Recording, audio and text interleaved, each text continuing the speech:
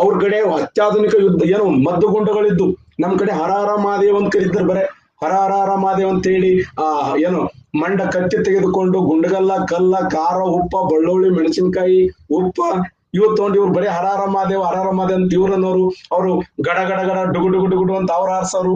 ನಮ್ ಕಡೆ ಆಧುನಿಕ ಶಸ್ತ್ರಾಸ್ತ್ರ ಕೊರತೆ ಇತ್ತು. ಕೊಳ್ಳಿ, ಕುಡುಗೋಲ, ಬಡಗಿ, ಇವರೆಲ್ಲ ಇವ್ ಮನ್ಯಾಗ ಸೌಂಟ, ಆಮೇಲೆ ಬೋಗಣಿ, ತೆಪೇಲಿ, ಹಾಂಡೆ, ಗಂಗಾಳ, ಪರಾತ ತಗೊಂಡು ಇವ್ರು ಹೋರಾಟಕ್ಕೆ ಹೋಗೋರು. ಅವ್ರ ಕಡೆ ಅತ್ಯಾಧುನಿಕ ಯುದ್ಧ ವಿಮಾನಗಳು, ಸರ್ ಯುದ್ಧ ವಿಮಾನಗಳು ಇರಲಿಲ್ಲ ಆ ಸಮಯದಲ್ಲಿ. ಅತ್ಯಾಧುನಿಕ ಮದ್ದು ಗುಂಡುಗಳನ್ನ ಅವ್ರು ಬಳಸಿದ್ರು. ಅವ್ರು ದೂರ ನಿಂತು ಡಗ ಡಗ ಡಗ ಡಗ ಅಂತ ಅವ್ರು ಆರ್ಸೋರು. ಇವ್ರು ಹರ ಹರ ಮಹಾದೇವ್ ಹರ ಹರ ಮಹಾದೇವ್ ಅಂತ ಇವ್ರು ಅನ್ನೋರು.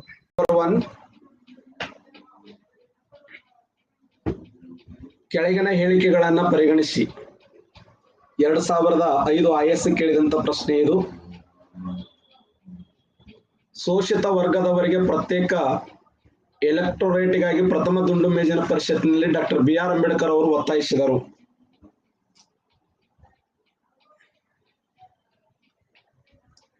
ಸ್ಥಳೀಯ ಸಂಸ್ಥೆಗಳಲ್ಲಿ ಹಾಗೂ ನಾಗರಿಕ ಸೇವೆಗಳಲ್ಲಿ ಶೋಷಿತ ವರ್ಗದವರಿಗೆ ಪ್ರಾತಿನಿಧ್ಯ ಒದಗಿಸುವಂತೆ ವಿಶೇಷ ಅವಕಾಶಗಳನ್ನು ಪುನಃ ಒಪ್ಪಂದದಲ್ಲಿ ಮಾಡಲಾಯಿತು. 3ನೇ ದುಂಡು ಮೇಜಿನ ಪರಿಷತ್ನಲ್ಲಿ ಭಾರತೀಯ ರಾಷ್ಟ್ರೀಯ ಕಾಂಗ್ರೆಸ್ ಭಾಗವಹಿಸಲಿಲ್ಲ. ಆಪ್ಷನ್ಸ್ ಪ್ರಕಾರ ಕರೆಕ್ಟ್ ಆನ್ಸರ್ ಮಾಡಬೇಕು.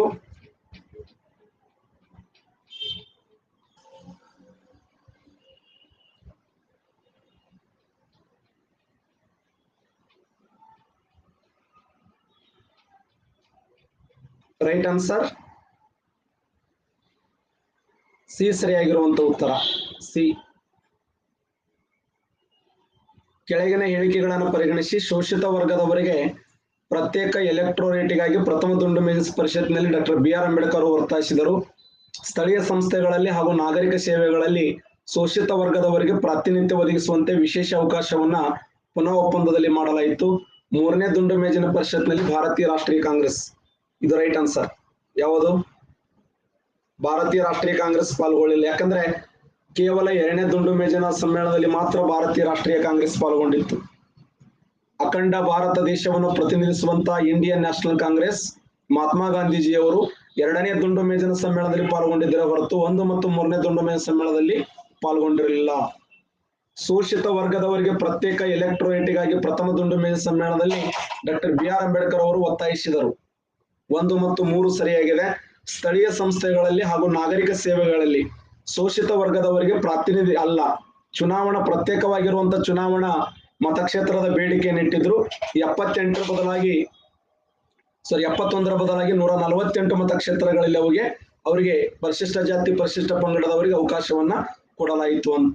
ಆ ಉದ್ದೇಶಕ್ಕಾಗಿ ಸ್ಥಳೀಯ ಸಂಸ್ಥೆಗಳಲ್ಲಿ ನಾಗರಿಕ ಸೇವೆಗಳಲ್ಲಿ ಶೋಷಿತ ವರ್ಗದವರಿಗೆ ಪ್ರಾತಿನಿಧ್ಯ ಒದಗಿಸುವಂತೆ ವಿಶೇಷ ಅವಕಾಶವನ್ನ ಪುನಃ ಒಪ್ಪಂದದಲ್ಲಿ ಮಾಡಿಕೊಳ್ಳಲಾಗಲಿಲ್ಲ.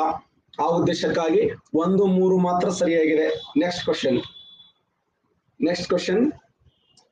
ಕೆಳಗಿನ ಹೇಳಿಕೆಗಳನ್ನು ಪರಿಗಣಿಸಿ. IS 2005ರಲ್ಲಿ ಕೇಳಿದಂತ ಪ್ರಶ್ನೆ. ಮಹಿಳೆಯರಿಗೆ ಶಿಕ್ಷಣ ಒದಗಿಸುವ ಪ್ರಮುಖ ಉದ್ದೇಶ ಹೊಂದಿದ ಬ್ಯೂತಿನ್ ಶಾಲೆಯನ್ನ ಕಲ್ಕತ್ತಾದಲ್ಲಿ ಈಶ್ವರ್ ಚಂದ್ರ ವಿದ್ಯಾಸಾಗರ್ ಅವರು ಸ್ಥಾಪನೆ ಮಾಡಿದರು. ಕಲ್ಕತ್ತಾ ವಿಶ್ವವಿದ್ಯಾಲಯ ಪ್ರಪ್ರಥಮ ಪದವೀಧರ ಬಂಕಿಂ ಚಂದ್ರ ಚಟರ್ಜಿ ಉಪಾಧ್ಯಾಯರಾಗಿದ್ದರು. ಅಂದಿನ ಗವರ್ನರ್ ಜನರಲ್ ನಿಂದ ಸತಿ ಪದ್ಧತಿ ನಿಷೇಧಗೊಳಿಸುವ ಕಾನೂನು ಜಾರಿಗೆ ತರಿಸಲು ಕಾರಣವಾಗಿದ್ದ ಸತಿ ವಿರುದ್ಧ ಕೇಶವಚಂದ್ರ ಸೇನ್ ಅವರು ನಡೆಸಿದಂತ ಅವಿಶ್ರಾಂತಿಯ ಹೋರಾಟ. 1 ಮತ್ತು 1 ಮಾತ್ರ ಸರಿಯಾಗಿದೆ. 1 ಮತ್ತು 2 ಸರಿಯಾಗಿದೆ. 2 ಮತ್ತು 3 ಸರಿಯಾಗಿದೆ. 1, 2, 3 ಸರಿಯಾಗಿದೆ. ಇನ್ನೊಂದ್ಸರಿ ಅರ್ಥ ಮಾಡಿಕೊಳ್ಳಿ ಕ್ವಶನ್ ಅನ್ನ. ಕೆಳಗಿನ ಹೇಳಿಕೆಗಳನ್ನ ಪರಿಗಣಿಸಿ. ಮಹಿಳೆಯರಿಗೆ ಶಿಕ್ಷಣ ಒದಗಿಸುವ ಪ್ರಮುಖ ಉದ್ದೇಶ ಹೊಂದಿದ ಬ್ಯೂತಿನ್ ಶಾಲೆಯ ಕಲ್ಕತ್ತಾದಲ್ಲಿ ಈಶ್ವರ್ ಚಂದ್ರ ವಿದ್ಯಾಸಾಗರ್ ಅವರು ಸ್ಥಾಪನೆ ಮಾಡ್ತಾರೆ. ಕಲ್ಕತ್ತಾ ವಿಶ್ವವಿದ್ಯಾಲಯದ ಪ್ರಪ್ರಥಮ ಪದವೀಧರರು ಬಂಕಿಂ ಚಂದ್ರ ಚಟ್ಟೋಪಾಧ್ಯಾಯ. ಅಂದಿನ ಗವರ್ನರ್ ಜನರಲ್ ನಿಂದ ಸತಿ ಪದ್ಧತಿ ನಿಷೇಧಗೊಳಿಸುವ ಕಾನೂನು ಜಾರಿಗೆ ತರಿಸಲು ಕಾರಣವಾಗಿದ್ದ ಸತಿ ವಿರುದ್ಧ ಕೇಶವಚಂದ್ರ ಸೇನ್ ಅವರು ನಡೆಸಿದಂತ ಅವಿಶ್ರಾಂತಿ ಹೋರಾಟ. 1 ಸರಿಯಾಗಿದೆ. 1, 2 ಸರಿಯಾಗಿದೆ. 2, 3 ಸರಿಯಾಗಿದೆ. ಮೇಲಿನ ಎಲ್ಲವೂ ಸರಿಯಾಗಿದೆ. 42% ಕರೆಕ್ಟ್ ಆನ್ಸರ್ ಮಾಡಿರಿ. ಆದ್ರೆ ಒಂದು ಲಿಂಕ್ ಏನ್ ಸಿಕ್ತಂದ್ರೆ ನಿಮಗೆ ಸತಿ ಸಹಗಮನ ಪದ್ಧತಿ ವಿರುದ್ಧ ಹೋರಾಟವನ್ನು ಮಾಡಿದವರು ಕೇಶವಚಂದ್ರ ಸೇನ್ ಅಲ್ಲ. ಸತಿ ಸಹಗಮನ ಪದ್ಧತಿ ವಿರುದ್ಧ ಹೋರಾಟ ಮಾಡಿದವರು ರಾಜಾರಾಮ್ ಮೋಹನ್ ರಾಯ್ ಅಂತ ಹೇಳಿ ನಿಮ್ಮ ತಲೆಯಲ್ಲಿ ಅಚ್ಚಳಿಯಾಗಿ ಉಳಿದಿದೆ. ಆ ಅಚ್ಚಳಿಯಾಗಿ ಉಳಿದಂತ ಪರಿಣಾಮವಾಗಿ ನೀವು 41% ಕರೆಕ್ಟ್ ಆನ್ಸರ್ ಅನ್ನು ಮಾಡಿದ್ದೀರಿ. ಎಲ್ಲೋ ನಿಮಗೆ ಅದು ಆ ಪಾಯಿಂಟ್ ಮನಸ್ಸಿಗೆ ಮುಟ್ಟಿದೆ. ಆ ಮುಟ್ಟಿದ ಸಲುವಾಗಿನೇ ಆ ಪಾಯಿಂಟ್ ಕರೆಕ್ಟ್ ಆನ್ಸರ್ ಮಾಡಿದ್ದೀರಿ. ಹೆಮ್ಮೆ ಪಡುವಂತ ವಿಚಾರ. ಸರಿಯಾಗಿರುವಂತ ಉತ್ತರ ಯಾವುದಂದ್ರ ರೈಟ್ ಆನ್ಸರ್ 1 ಮತ್ತು 2 ಸರಿಯಾಗಿದೆ. ಮಹಿಳೆಯರಿಗೆ ಶಿಕ್ಷಣ ಒದಗಿಸುವ ಪ್ರಮುಖ ಉದ್ದೇಶ ಹೊಂದಿದ ಬ್ಯೂತನ್ ಶಾಲೆಯನ್ನ ಕಲ್ಕತ್ತಾದಲ್ಲಿ ಈಶ್ವರಚಂದ್ರ ವಿದ್ಯಾಸಾಗರ್ ಅವರು ಸ್ಥಾಪಿಸಿದರು. ಕಲ್ಕತ್ತಾದಲ್ಲಿ ಈಶ್ವರಚಂದ್ರ ವಿದ್ಯಾಸಾಗರ್ ಅವರು ಸ್ಥಾಪಿಸಿದರು. ರೈಟ್. ನೆಕ್ಸ್ಟ್ ಯಾವ್ದಂದ್ರೆ ಕಲ್ಕತ್ತಾ ವಿಶ್ವವಿದ್ಯಾಲಯದ ಪ್ರಪ್ರಥಮ ಪದವೀಧರ ಬಂಕಿಂ ಚಂದ್ರ ಚಟರ್ಜಿ ಆಗಿದ್ರು. ರೈಟ್ ಆನ್ಸರ್ ಇದು ಕೂಡ. ಬಂಕಿಂ ಚಂದ್ರ ಚಟರ್ಜಿ ಅವರು ಅಂದಿನ ಗವರ್ನರ್ ಜನರಲ್ ನಿಂದ ಸತಿ ಪದ್ಧತಿ ನಿಷೇಧಗೊಳಿಸುವ ಕಾನೂನನ್ನು ಜಾರಿಗೆ ತರಿಸಲು ಕಾರಣವಾಗಿದ್ದು, ಸತಿ ವಿರುದ್ಧ ಕೇಶವಚಂದ್ರ ಸೇನ್ ಅವರು ಅವಿಶ್ರಾಂತಿ ಹೋರಾಟವನ್ನು ಕೈಗೊಂಡ್ರು. ಇದು ಏನಾಗಿದೆ ಅಂದ್ರೆ ರಾಂಗ್ ಆಗಿದೆ. ಆ ಉದ್ದೇಶಕ್ಕಾಗಿ 1 ಮತ್ತು 2 ಸರಿಯಾಗಿದೆ. 1 and 2 2 ಸರಿಯಾಗಿದೆ. Next question. ಕಾಂಗ್ರೆಸ್ಸಿನಿಂದ ಬೇರ್ಪಟ್ಟ ನಂತರ 1939ರಲ್ಲಿ ಸುಭಾಷ್ ಚಂದ್ರ ಬೋಸ್ ಅವರು ಸ್ಥಾಪಿಸಿದಂತ ಒಂದು ಪಕ್ಷ ಯಾವುದು? IAS 2005ರಲ್ಲಿ ಕೇಳಿದಂತ ಪ್ರಶ್ನೆ. ಕ್ವಶನ್ ನೋಡಿ. ಕಾಂಗ್ರೆಸ್ಸಿನಿಂದ ಬೇರ್ಪಟ್ಟ ನಂತರ 1939ರಲ್ಲಿ ಸುಭಾಷ್ ಚಂದ್ರ ಬೋಸ್ ಅವರು ಸ್ಥಾಪಿಸಿದ ಪಕ್ಷ ಇಂಡಿಯನ್ ಪಕ್ಷ, Azad Hind Fauj, revolutionary front, forward bloc. ನೋಡಿ, ಆ ಒಂದು ಪಕ್ಷದ ಹೆಸರು ಏನು ಅಂತ ಕೇಳಿದ್ದಾನೆ. Very important question. ಇಂಡಿಯನ್ ಪಕ್ಷ, Azad Hind Fauj, revolutionary front, forward bloc. Correct answer ಯಾವುದು? 1939ರಲ್ಲಿ ಸುಭಾಷ್ ಚಂದ್ರ ಬೋಸರಿಗೆ ಅವಮಾನ ಆಗ್ತದೆ ಸ್ನೇಹಿತರೆ. ಅವಮಾನದ ಪರಿಣಾಮವಾಗಿ ಅವರು ಬಿಟ್ಟು ಹೊರಗಡೆ ಬರ್ತಾರೆ. ನಿಮ್ಗೆಲ್ಲ ಗೊತ್ತದೆ.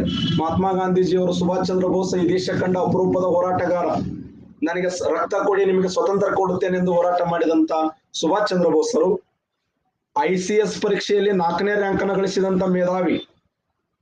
ICS ಪರೀಕ್ಷೆಯಲ್ಲಿ 4ನೇ ರ್ಯಾಂಕ್ ಅನ್ನು ಗಳಿಸಿರತಕ್ಕಂತ ಮೇಧಾವಿ.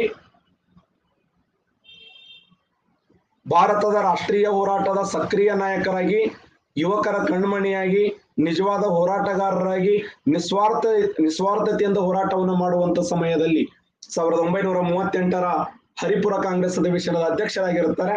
1939ರ ತ್ರಿಪುರ ಕಾಂಗ್ರೆಸ್ ಅಧಿವೇಶನದ ಅಧ್ಯಕ್ಷರಾದಂತ ಸಮಯದಲ್ಲಿ ಕೆಲವೊಂದು ವಿಚಾರಗಳು ಗಾಂಧೀಜಿಯವರು ಮತ್ತು ಸುಭಾಷ್ ಚಂದ್ರ ಬೋಸರ ಮಧ್ಯದಲ್ಲಿ ಭಿನ್ನಾಭಿಪ್ರಾಯ ಉಂಟಾಗಿ 1939ರಲ್ಲಿ ಸುಭಾಷ್ ಚಂದ್ರ ಬೋಸರ ಎದುರುಗಡೆ ಪಟ್ಟಾಭಿ ಸೀತಾರಾಮಯ್ಯ ಅವರು ಎಲೆಕ್ಷನ್ ನಿಲ್ತಾರೆ. ಆ ಎಲೆಕ್ಷನ್ ನಲ್ಲಿ ಪಟ್ಟಾಭಿ ಸೀತಾರಾಮಯ್ಯ ಅವರು ಠೇವಣಿ ಕಳ್ಕೊತಾರೆ.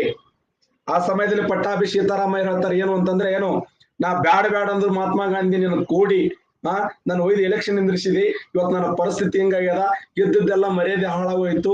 ಸುಭಾಷ್ ಚಂದ್ರ ಬೋಸ್ ಪವರ್ಫುಲ್ ಆಗಿರುವಂತ ನಾಯಕ, ಅವನ ಎದುರು ಸುಮ್ಸುನೆ ಹೋಗಿ ಎಲೆಕ್ಷನ್ ನಿಂದ್ರಿಸಿದೆ ಅಂದಾಗ ಗಾಂಧೀಜಿ ಕಣ್ಣಾಗ ನೀರು ಬಂದು ಕಣ್ಣು ಕೆಂಪುಗಾಗಿ ಹೊರಗಡೆ ಬಂದು ಪತ್ರಿಕಾ ಸ್ಟೇಟ್ಮೆಂಟ್ ಕೊಡ್ತಾರೆ ಗಾಂಧೀಜಿ ಅವರು. ಏನು ಅಂದ್ರೆ, ಇದು ಪಟ್ಟಾಭಿ ಸೀತಾರಾಮಯ್ಯನ ಸೋಲಲ್ಲ, ವೈಯಕ್ತಿಕವಾಗಿ ಗಾಂಧಿಯ ಸೋಲು.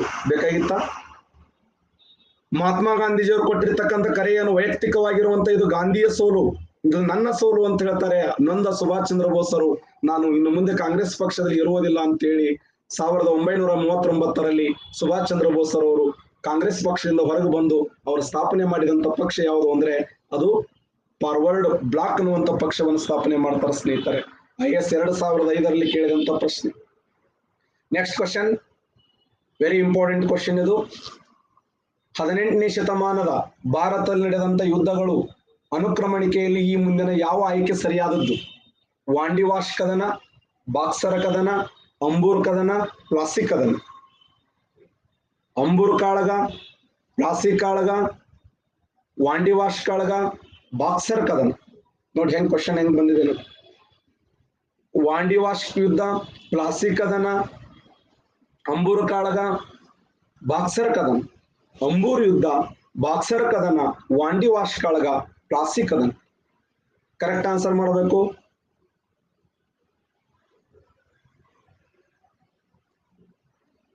ಅನುಕ್ರಮವಾದಂತ ಅಂದ್ರೆ B right answer. B. Ambur ಯುದ್ಧ, ಪ್ಲಾಸಿ ಕದನ, ವಾಂಡಿವಾಶ್ ಯುದ್ಧ, ಬಾಕ್ಸರ್ ಕದನ.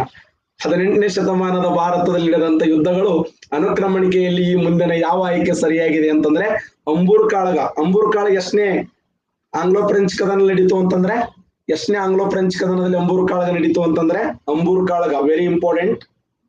ಅಂಬೂರ್ ಕದನ ಒಂದದ್ದು ನಿಮ್ಗೆಲ್ಲ ಗೊತ್ತದೆ. ಒಂದದ್ದು ಸೇಂಟ್ ತೋಮ್ ಕಾಳಗ, ಅಡಿಯಾರ್ ಕಾಳಗ ಅಂತ ಕರಿತೀವಿ. ಎರಡನೇ ಕರ್ನಾಟಕದಲ್ಲಿ ನಡೆದಂತದ್ದು ಯಾವ್ದಂದ್ರೆ ಅಂಬೂರ್ ಕಾಳಗ. 1757 ಪ್ಲಾಸಿ ಕದನ, 1760 ವಾಂಡಿವಾಶ್ ಕದನ, 1764 ಬಾಕ್ಸರ್ ಕದನ ಅಂತ ಕರಿತೀವಿ, ಬಾಕ್ಸರ್ ಕದನ. ಹಾಗಾದ್ರೆ 1751ರಲ್ಲಿ ಅಂಬೂರ್ ಕಾಳಗ ನಡೀತು ಸ್ನೇಹಿತರೆ. 1757ರಲ್ಲಿ ಪ್ಲಾಸಿ ಕದನ ನಡೀತು. 1760ರಲ್ಲಿ ಯಾವುದು ವಾಂಡಿವಾಶ್ ಕದನ ನಡೀತು.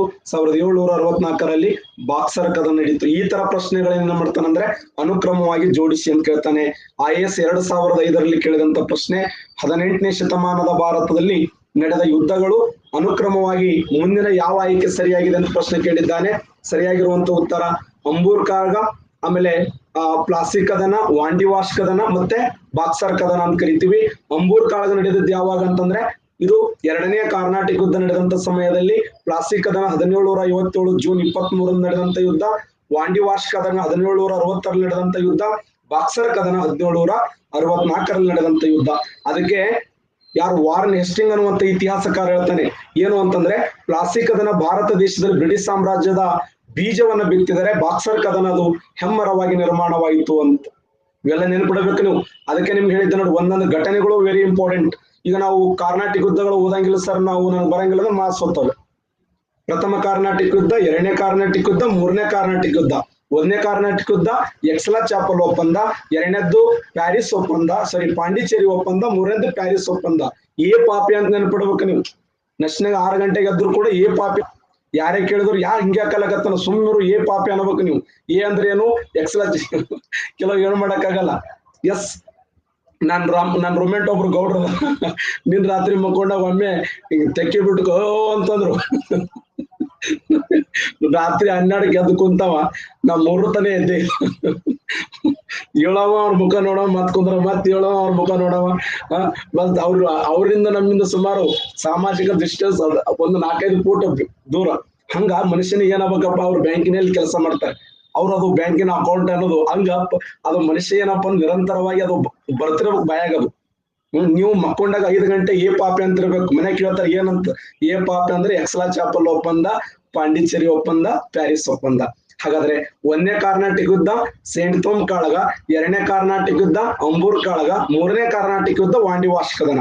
ಈ ಅಂಬೂರ್ ಕಾಳಗ ಮತ್ತು ವಾಂಡಿವಾಶ್ ಕಾಳಗದ ಮಧ್ಯದಲ್ಲಿ ಪ್ಲಾಸಿ ಕದನ ನಡೀತು. Next question. ಮುಂದಿನ ಹೇಳಿಕೆಗಳನ್ನ ಗಮನಿಸಿ. ಬ್ರಿಟಿಷ್ ವಿನ್ಯಾಸವನ್ನ ಆಧರಿಸಿ ಭಾರತದಲ್ಲಿ ನಿಯಮಿತ ಪೊಲೀಸ್ ವ್ಯವಸ್ಥೆಯನ್ನ ಮೊದಲ ಬಾರಿಗೆ ರೂಪಿಸಿದ ಪ್ರಥಮ ಗವರ್ನರ್ ಜನರಲ್ ವಾರನ್ ಹೆಸ್ಟಿಂಗ್. 1773ರಲ್ಲಿ ರೆಗ್ಯುಲೇಟಿಂಗ್ ಕಾಯ್ದೆಯಿಂದ ಕಲ್ಕತ್ತಲ್ಲಿ ಸುಪ್ರೀಂ ಕೋರ್ಟ್ ಸ್ಥಾಪನೆಯಾಯಿತು. 1860ರಲ್ಲಿ ಭಾರತೀಯ ಪಿನಲ್ ಕೋಡ್ ಜಾರಿಗೆ ಬಂದಿತ್ತು. ನೋಡಿ, ಕ್ವಶನ್ ವೆರಿ ಇಂಪಾರ್ಟೆಂಟ್. ಮುಂದಿನ ಹೇಳಿಕೆಗಳನ್ನ ಗಮನಿಸಿ, ಇಲ್ಲಾಂದ್ರೆ ಬರುತ್ತೆಗಿರಿ. ಬ್ರಿಟಿಷ್ ವಿನ್ಯಾಸವನ್ನ ಆಧರಿಸಿ ಭಾರತದಲ್ಲಿ ನಿಯಮಿತ ಪೊಲೀಸ್ ವ್ಯವಸ್ಥೆಯನ್ನ ಮೊಟ್ಟ ಮೊದಲ ಬಾರಿಗೆ ರೂಪಿಸಿದ ಪ್ರಥಮ ಗವರ್ನರ್ ಜನರಲ್ ಯಾರಂದ್ರೆ ವಾರನ್ ಹೆಸ್ಟಿಂಗ್. ಒಂದು. ಎರಡನೇದ್ದು ಯಾವ್ದಂದ್ರೆ 1773ರಲ್ಲಿ ರೆಗ್ಯುಲೇಟಿಂಗ್ ಕಾಯ್ದೆಯಿಂದ ಕಲ್ಕತ್ತಲ್ಲಿ ಸುಪ್ರೀಂ ಕೋರ್ಟ್ ಸ್ಥಾಪನೆ ಆಯಿತು. 1860ರಲ್ಲಿ ಭಾರತೀಯ ಪಿನಲ್ ಕೋಡ್ ಜಾರಿಗೆ ಬಂದಿತ್ತು. 1, 2 ಸರಿಯಾಗಿರುವ ಉತ್ತರ, 2, 3 ಸರಿ, 1, 3 ಸರಿ, 1, 2, 3 ಸರಿ. ಬ್ರಿಟಿಷ್ ವಿನ್ಯಾಸವನ್ನು ಆಧರಿಸಿ ಭಾರತದಲ್ಲಿ ನಿಯಮಿತ ಪೊಲೀಸ್ ವ್ಯವಸ್ಥೆಯನ್ನ ಮೊದಲು ರೂಪಿಸಿದ ಪ್ರಥಮ ಗವರ್ನರ್ ಜನರಲ್ ಯಾರಂದ್ರೆ ವಾರನ್ ಹೆಸ್ಟಿಂಗ್. 1773ರಲ್ಲಿ ರೆಗ್ಯುಲೇಟಿಂಗ್ ಕಾಯ್ದೆಯಿಂದ ಕಲ್ಕತ್ತಲ್ಲಿ ಸುಪ್ರೀಂ ಕೋರ್ಟ್ ಸ್ಥಾಪನೆಯಾಯಿತು. ಓಕೆ, ಇದಂತೂ ಪಕ್ಕ 100% ಸತ್ಯವಾಗಿರುವಂತ ಪಾಯಿಂಟ್ ಇದು. ಓಕೆನಾ? ಇನ್ನು ಇದು ಕೂಡ ಪರ್ಫೆಕ್ಟ್ ಆಗಿರುವಂತ ಆನ್ಸರ್. ಬಟ್ ಕೀ ಆನ್ಸರ್ ಏನ್ ಕೊಟ್ಟಿದ್ದಾನೆ ಅಂತಂದ್ರೆ 2 ಮತ್ತು 3 ಅಂತ ಕೊಟ್ಟಿದ್ದಾನೆ. ಇದೊಂದು ಸ್ವಲ್ಪ ಡೌಟ್ ಇದೆ, ಆಮೇಲೆ ಇದ್ರ ಬಗ್ಗೆ ಡಿಸ್ಕಸ್ ಮಾಡೋಣ. ಓಕೆನಾ? ಬಟ್ ಕೆಲವು ಬುಕ್ಗಳಲ್ಲಿ 1860 ಭಾರತೀಯ ಪಿನಲ್ ಕೋಡ್ ಜಾರಿಗೆ ಬಂದಿತ್ತು ಅಂತಿದೆ. ಬಟ್ ಇದು ಏನಾಗಿದೆ ಅಂದ್ರೆ ಕೀ ಆನ್ಸರ್ ರಾಂಗ್ ಇದೆ. ಆ ಉದ್ದೇಶಕ್ಕಾಗಿ 2 ಮತ್ತು 3 ಅಂತ ರೈಟ್ ಇದೆ. ನೋಡೋಣ, ಇದನ್ನ ಆಮೇಲೆ ಡಿಸ್ಕಸ್ ಮಾಡೋಣ. Next question. ಈ ಮುಂದಿನ ಹೇಳಿಕೆಗಳನ್ನ ಗಮನಿಸಿ. 1935ರ ಭಾರತ ಸರ್ಕಾರ ಕಾಯ್ದೆ ಇದಕ್ಕೆ ಅವಕಾಶ ಮಾಡಿಕೊಟ್ಟಿತ್ತು. ಪ್ರಾಂತೀಯ ಸ್ವಾಯತ್ತತೆ, ಫೆಡರಲ್ ಕೋರ್ಟ್ ಸ್ಥಾಪನೆ, ಕೇಂದ್ರದಲ್ಲಿ ಆಲ್ ಇಂಡಿಯಾ ಫೆಡರೇಷನ್ ಸ್ಥಾಪನೆ. 1, 2 ಸರಿಯಾಗಿದೆ, 2, 3 ಸರಿಯಾಗಿದೆ, 1, 3 ಸರಿಯಾಗಿದೆ, 1, 2, 3 ಸರಿಯಾಗಿದೆ. ಸರಿಯಾದ ಉತ್ತರ ಯಾವ್ದಂದ್ರೆ ರೈಟ್ ಆನ್ಸರ್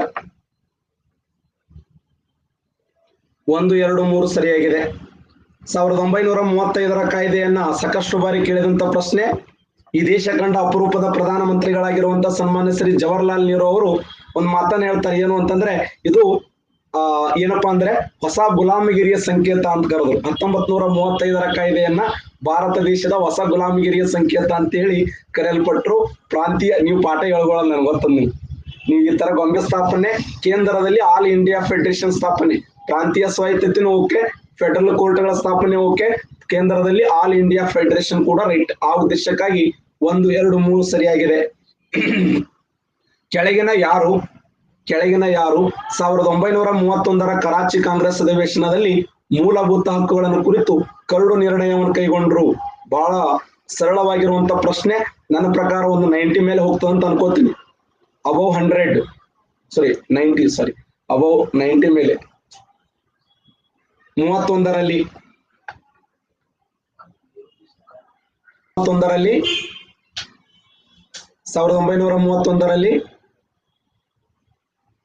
ಮೂಲಭೂತ 54% ಕರೆಕ್ಟ್ ಆನ್ಸರ್ ಮಾಡಿದ್ದೀರಿ, ಎಕ್ಸಲೆಂಟ್. ಕೆಳಗಿನ ಯಾರು 1931ರಲ್ಲಿ ಕರಾಚಿ ಕಾಂಗ್ರೆಸ್ ಅಧಿವೇಶನದಲ್ಲಿ ಮೂಲಭೂತ ಹಕ್ಕುಗಳ ಕುರಿತು ಕರಡನ್ನ ರೂಪಿಸಿದರು? ನಮ್ಗೆಲ್ಲ ಏನ್ ಅನ್ಸ್ತದೆ ಅಂದ್ರೆ ಸರ್ದಾರ್ ವಲ್ಲಭಾಯಿ ಪಟೇಲ್ ಅನ್ಸ್ತದೆ. ಆದ್ರೆ ಸರಿಯಾದ ಉತ್ತರ ಯಾವ್ದಂದ್ರ ಪಂಡಿತ್ ಜವಾಹರ್ಲಾಲ್ ನೆಹರು ಸರಿ ಉತ್ತರ. ಪಂಡಿತ್ ಜವಾಹರ್ಲಾಲ್ ನೆಹರು, ಸನ್ಮಾನ್ಯ ಶ್ರೀ ಜವಾಹರ್ಲಾಲ್ ನೆಹರು ಅವರು 1931 ಕರಾಚಿ ಕಾಂಗ್ರೆಸ್ ಅಧಿವೇಶನದಲ್ಲಿ ಮೂಲಭೂತ ಹಕ್ಕುಗಳ ಕುರಿತು ಕರಡು ನಿರ್ಣಯವನ್ನು ರೂಪಿಸಿದವರು ಯಾರಂದ್ರೆ ಪಂಡಿತ್ ಜವಾಹರ್ಲಾಲ್ ನೆಹರು. ಬರೆದಿಟ್ಟುಕೊಳ್ಳಿ ಇದನ್ನ. ವಲ್ಲಭಾಯಿ ಪಟೇಲ್ ಲಾಸ್ಟ್ ಮೂಮೆಂಟ್ ಅವರು ಮೂಲಭೂತ ಹಕ್ಕುಗಳ ಸಮಿತಿ ಅಧ್ಯಕ್ಷರಾದರು ಸರ್ದಾರ್ ವಲ್ಲಭಾಯಿ ಪಟೇಲ್. ಆದ್ರ ಸರಿಯಾದ ಉತ್ತರ ಯಾವಂದ್ರೆ ಪಂಡಿತ್ ಜವಾಹರ್ಲಾಲ್ ನೆಹರು. ನನಗೆ ಗೊತ್ತಿತ್ತು ನೀವು ಸರ್ದಾರ್ ವಲ್ಲಭಾಯಿ ಪಟೇಲರು, ಆದರೆ ಆ ಕರಾಚಿ ಕಾಂಗ್ರೆಸ್ ಅಧಿವೇಶನದಲ್ಲಿ ಮೂಲಭೂತ ಹಕ್ಕುಗಳನ್ನು ಕುರಿತು ಕರಡು ನಿರ್ಣಯವನ್ನು ರೂಪಿಸಿದವರು ಯಾರು ಅಂದ್ರೆ ಯಾರು ಪಂಡಿತ್ ಜವಾಹರ್ಲಾಲ್ ನೆಹರು ಅವರು ಅಂತ ಹೇಳಿ ಬಹಳ ಹೆಮ್ಮೆಯಿಂದ ನಾವು ಈ ಕಾರ್ಯಕ್ರಮದಲ್ಲಿ ಹೇಳಬಹುದು. ನೆಕ್ಸ್ಟ್, ಕೋಮಗಟ ಮಾರು ಎಂದರೇನು? ಕ್ವಶನ್ ಅಲ್ಲಿ ಕೇಳಿದಂತ ಪ್ರಶ್ನೆ ಬಿದ್ದು ಅಡ್ಡಾಡಿ ಹತ್ರ ಬರಬಾರದಲ್ಲ. ಎಸ್, ಕೋಮ ಘಟಮಾರರು ಎಂದರೆ ಏನು? ತೈವಾನ್ ಒಂದು ರಾಜಕೀಯ ಪಕ್ಷ, ಚೀನಾದ ಕಮ್ಯುನಿಸ್ಟ್ ಮುಖಂಡ, ಕೆನಡಾದಾಗೆ ಪ್ರಯಾಣ ಬೆಳೆಸಿದ ಒಂದು ಹಡಗು, ಮಾವೋಸ್ತುಂಗ್ ತಮ್ಮ ಲಾಂಗ್ ಮಾರ್ಚ್ ಪ್ರಾರಂಭಿಸಿದ ಚೀನಾದ ಹಳ್ಳಿ. ನೋಡಿ, ವೆರಿ ಇಂಪಾರ್ಟೆಂಟ್. ಇದೊಂದು ನಾನು ನಿಮಗೆ ಹೇಳಿದ್ದೆ, ನಿಮಗೆ ಈ ಒಂದು ಪ್ರಮುಖವಾಗಿರುವಂತಹ ಅಂಶ. ಹಡಗಿನ ಮೂಲಕ ನಮ್ಮ ಭಾರತೀಯರು ಪ್ರಯಾಣವನ್ನು ಬೆಳೆಸ್ತಾರೆ. ಆ ಪಶ್ಚಿಮ ಬಂಗಾಳದಿಂದ ಮತ್ತೆ ವಾಪಸ್ ಬರ್ತಾರೆ, ಅವರನ್ನು ಬಂಧಿಸ್ತಾರೆ ಸ್ವತಂತ್ರ ಹೋರಾಟದ ಸಮಯದಲ್ಲಿ ಅಂತ ಹೇಳಿದ್ದೆ ನಿಮಗೆ. ಕ್ವಶನ್ ಏನಿದೆ ನೋಡಿ, ಕೋಮಗಟ ಮಾರು ಎಂದರೇನು? ಕೋಮಟಗಾರ ಮಾರು ಎಂದರೇನು? ತೈವಾನ್ ಒಂದು ರಾಜಕೀಯ ಪಕ್ಷ, ಚೀನಾದ ಕಮ್ಯುನಿಸ್ಟ್ ಮುಖಂಡ, ಕೆನಡಾ ಪ್ರಯಾಣ ಬೆಳೆಸಿದ ಒಂದು ಹಡಗು, ಮಾವೋಸ್ತುಂಗ್ ಲಾಂಗ್ ಮಾರ್ಚ್ ಪ್ರಾರಂಭಿಸಿದ ಚೀನಾದ ಹಳ್ಳಿ. ಕರೆಕ್ಟ್ ಆನ್ಸರ್ ಹಾಕಿ ನೋಡೋಣ. ಕೆನಡಾಕ್ಕೆ ಪ್ರಯಾಣ ಬೆಳೆಸಿದ ಒಂದು ಹಡಗಿನ ಹೆಸರು ಅದು. ಕೆನಡಾಕ್ಕೆ ಪ್ರಯಾಣ ಬೆಳೆಸಿದಂತ ಒಂದು ಹಡಗಿನ ಹೆಸರು. ಇವತ್ತೇ ಫಸ್ಟ್ ಟೈಮ್ ಕೇಳಿದವರು ಗೊಂಬೆ ಚಿತ್ರ. ಇವತ್ತೇ ಹೇಳ್ತಾರೆ ಕೋಮ ಘಟಮಾರ ಎಂದರೇನು? ಕೋಮ ಘಟಮಾರ ಎಂದರೆ ಕೆನಡಾ ದೇಶಕ್ಕೆ ಪ್ರಯಾಣ ಬೆಳೆಸಿದ ಒಂದು ಹಡಗು. ಕೆನಡಾ ದೇಶಕ್ಕೆ ಪ್ರಯಾಣ ಬೆಳೆಸಿದಂತ ಒಂದು ಹಡಗು. ಬಟ್ ಅಲ್ಲಿ ಏನ್ ಮಾಡಂಗಿಲ್ಲ, ಅವರು ಎಕ್ಸೆಪ್ಟ್ ಮಾಡ್ಕೊಳಂಗಿಲ್ಲ. ನೀವು ನಮ್ಮ ಭಾರತ ಏನು ಕೆನಡಾ ದೇಶಕ್ಕೆ ಬರಬಾರದು ಅಂತ ಸಮಯದಲ್ಲಿ ಮತ್ತೆ ವಾಪಸ್ ಬರ್ತಾರೆ. ವಾಪಸ್ ಬಂದು ಪಶ್ಚಿಮ ಬಂಗಾಳದಲ್ಲಿ ಮತ್ತೆ ಪೊಲೀಸರು ಮತ್ತು ಭಾರತೀಯರ ಮಧ್ಯೆ ಹೋರಾಟ ಸ್ಟಾರ್ಟ್ ಆಗ್ತದೆ. ಆ ಒಂದು ಸಮಯದಲ್ಲಿ ಕೇಳಿದ ಪ್ರಶ್ನೆ ಕೋಮ ಘಟಮಾರ ಎಂದರೇನು ಅಂತಂದ್ರೆ ಅದು ಕೆನಡಾ ದೇಶಕ್ಕೆ ಪ್ರಯಾಣ ಬೆಳೆಸಿದ ಒಂದು ಹಡಗಿನ ಹೆಸರು. ನೆಕ್ಸ್ಟ್ ಕ್ವಶನ್,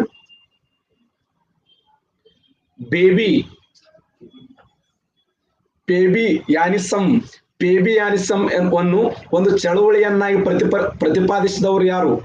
ಆನಿ ಬೆಸೆಂಟ್ ಅವರು, ಎಒ ಹ್ಯೂಮ್ ಅವರು, ಮೈಕಲ್ ಮಧುಸೂದನ್ ದತ್ ಅವರು, ಆರ್ ಪಾಮ ದತ್ ಅವರು. Very important question. ಇದನ್ನು ಫಸ್ಟ್ ಟೈಮ್ ಕೇಳಾಕತ್ತೀರಿ ನೀವು. IAS 2005ರಲ್ಲಿ ಕೇಳಿದ ಪ್ರಶ್ನೆ. ಗೊತ್ತಿಲ್ಲ ಅಂದ್ರೆ ಬರತ್ತೆಗಿರಿ, ಎಷ್ಟಾತ ಅಷ್ಟು ಪರ್ಫೆಕ್ಟ್ ಮಾಡ್ಕೊಳಕತ್ತೀರಿ. ಪೇಬಿಯಾನಿಸಂ ಅನ್ನು ಒಂದು ಚಳವಳಿಯನ್ನಾಗಿ ಪ್ರತಿಪಾದಿಸಿದವರು ಆನಿ ಬೆಸೆಂಟ್ ಅವರು, ಎಒ ಹ್ಯೂಮ್ ಅವರು, ಮೈಕಲ್ ಮಧುಸೂದನ್ ದತ್ ಅವರು, ಆರ್ ಪಾಮ ದತ್ ಅವರು. ಸರಿಯಾದ ಉತ್ತರ ಯಾವ್ದಂದ್ರ Annie Besant. Right answer Annie Besant. ಬರ್ಕೊಳ್ಳಿವೆಲ್ಲ ಇವು. Annie Besant. ಪೇಬಿಯಾನಿಸಂ ಅನ್ನು ಒಂದು ಚಳವಳಿಯನ್ನಾಗಿ ಪ್ರತಿಪಾದಿಸಿದವರು ಯಾರಂದ್ರೆ ಆನಿ ಬೆಸೆಂಟ್. ಇದು ಭಾರತ ದೇಶದ ಸ್ವಯಂ ಚಳವಳಿ ಅಂತ ಕರೀತಾರೆ. ಯಾವ ಕಾಂಗ್ರೆಸ್ ಅಧಿವೇಶನದಲ್ಲಿ ಕಾರ್ಯಕಾರಿ ಸಮಿತಿಗೆ ಅಸಹಕಾರ ಚಳವಳಿಯನ್ನು ಪ್ರಾರಂಭಿಸಲು ಅಧಿಕಾರವನ್ನು ನೀಡಲಾಯಿತು? ಅಸಹಕಾರ ಚಳವಳಿ ಯಾವ ಕಾಂಗ್ರೆಸ್ ಅಧಿವೇಶನದಲ್ಲಿ ಕಾರ್ಯಕಾರಿ ಸಮಿತಿಗೆ ಅಸಹಕಾರ ಚಳವಳಿಯನ್ನ ಪ್ರಾರಂಭಿಸಲು ಅಧಿಕಾರವನ್ನ ನೀಡಲಾಯಿತು?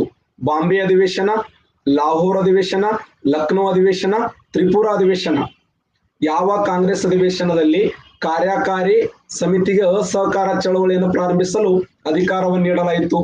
ನೋಡಿ, ಬಾಂಬೆ, ಲಾಹೋರ, ಲಕ್ನೋ, ತ್ರಿಪುರಾ.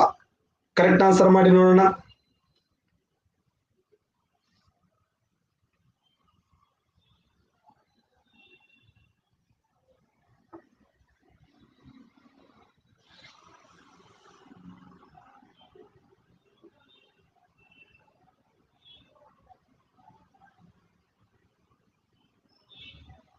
ಲಕ್ನೋ ಕಾಂಗ್ರೆಸ್ ಅಧಿವೇಶನ ಒಂದು ವಿಶೇಷವಾದ ಅಧಿವೇಶನ.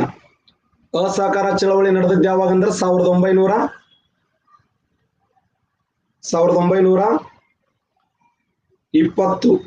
1920ರಿಂದ 1922ರವರೆಗೆ ಅಸಹಕಾರ ಚಳವಳಿ ನಡೀತದೆ. ಆದರೆ ಅಧಿಕೃತವಾಗಿರುವಂತಹ ಸಮ್ಮೇಳನ ಯಾವುದಂದ್ರೆ ಕಲ್ಕತ್ತಾ ಕಾಂಗ್ರೆಸ್ ಅಧಿವೇಶನ. ನಿಮ್ಗೆಲ್ಲ ಗೊತ್ತದ, ಹೌದಾ? ನಾ ಹೇಳಿದ್ದೆ ನಿಮ್ಗೆ ಆರಂಭದಲ್ಲಿ 1920ರಲ್ಲಿ ಮಹಾರಾಷ್ಟ್ರದ ನಾಗ್ಪುರ್ ಕಾಂಗ್ರೆಸ್ ಅಧಿವೇಶನದ ಅಧ್ಯಕ್ಷ ವಿಜಯ ರಾಘವಾಚಾರ್ಯ ಆಗಿದ್ರು.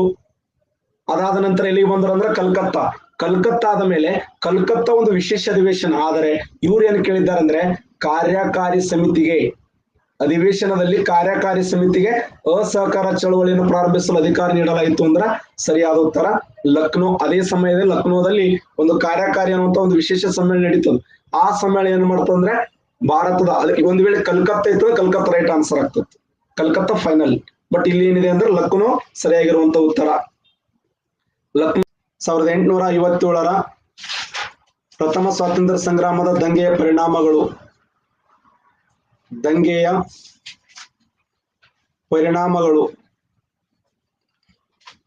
1857ರ ಪ್ರಥಮ ಸ್ವಾತಂತ್ರ್ಯ ಸಂಗ್ರಾಮದ ದಂಗೆಯ ಪರಿಣಾಮಗಳನ್ನು ಗಮನಿಸಿದಾಗ ಅನೇಕ ಪರಿಣಾಮಗಳು ಉಂಟಾದವು. ಒಂದನೇದ್ದೇನು ಅಂತಂದ್ರೆ 1857ರ ದಂಗೆಯ ಪರಿಣಾಮವಾಗಿ ಫಸ್ಟ್ ಯಾವ್ದಂದ್ರೆ 1858ರಲ್ಲಿ ರಾಣಿಯ ಘೋಷಣೆ, ಭಾರತ ಸರ್ಕಾರದ ಘೋಷಣೆ ಅಥವಾ ಭಾರತ ಸರ್ಕಾರ ಕಾಯ್ದೆ, ಭಾರತದ ಸರ್ಕಾರದ ಕಾಯ್ದೆ ಅಂತ ಕರಿತೀವಿ. ಇಲ್ಲಿ ರಾಣಿಯ ಘೋಷಣೆ ಅಂತ ಕರಿತೀವಿ, ವೆರಿ ಇಂಪಾರ್ಟೆಂಟ್. ವಿಕ್ಟೋರಿಯಾ ರಾಣಿಯ ಘೋಷಣೆ